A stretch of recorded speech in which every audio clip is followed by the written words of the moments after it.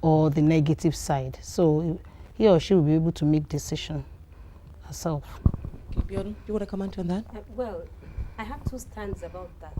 There are peers who are not educated or who are not informed, and there are peers who are informed about sexuality education.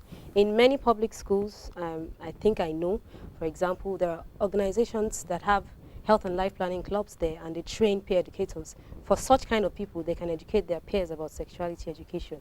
But of course, if you want to ask your peer about such information, you should be sure that that person you're asking knows enough to give you the correct information.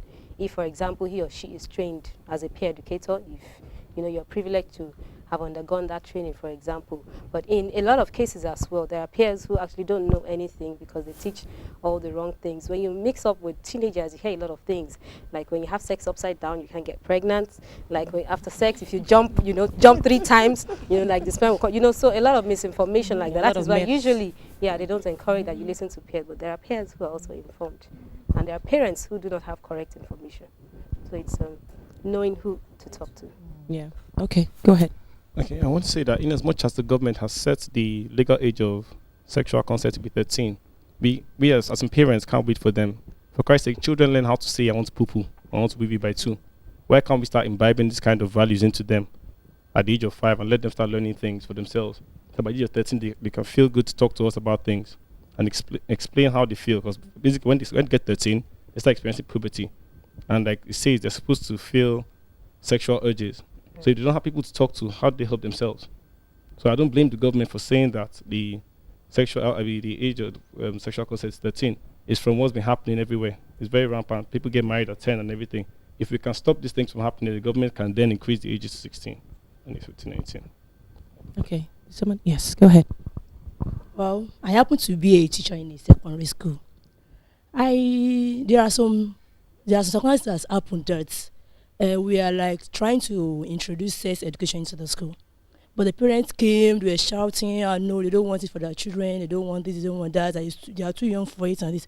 But what really happened is that I think this thing is mostly from the religious homes, from the church or the mosque. We parents takes our pastor, our imam as our God.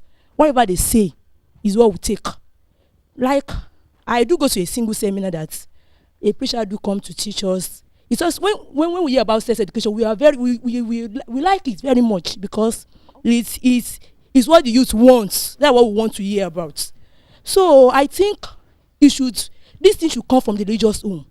Let them imbibe that knowledge into the children from the religious home because it's what the parents, like my brother, when he comes, a pastor say this one is not good. Mommy say it's true, it's not good. But when you say, pastor say this one is good, mommy say yes, it's good. So I think they should go to religious home and tell them to really try and do something about this sex of it because they're the one that is really causing problem in the country. So thank you. Thank you. Thank you. Okay, this is our final comment. You have the floor. Go ahead. Please keep it short. Well, my own view is that, based on what she has rightly said, that is, we should all go to all these religions so we discover that in the church, we all shied away to talk about the sex, even in the Muslim way too. If you also want to apply this psychological, child development in psychology, it involves different stages. If you can apply this, I hope it will go a long way. And again, don't feel shy. We can also do one-on-one. If you get someone that's very close to you, that's what I do. I'm very close to the younger ones. I say, come on, feel free to talk to me. Sometimes I bring myself so low to their level. Listen to them, counsel them, guide them aright. I think while doing that, we will go a long way. NGO too, I pray God will help you to go places too. Don't be restricted to the world. Go right into the religious home, like churches, mosques. They need more knowledge on that topic. I pray God will help you. Thank you very much.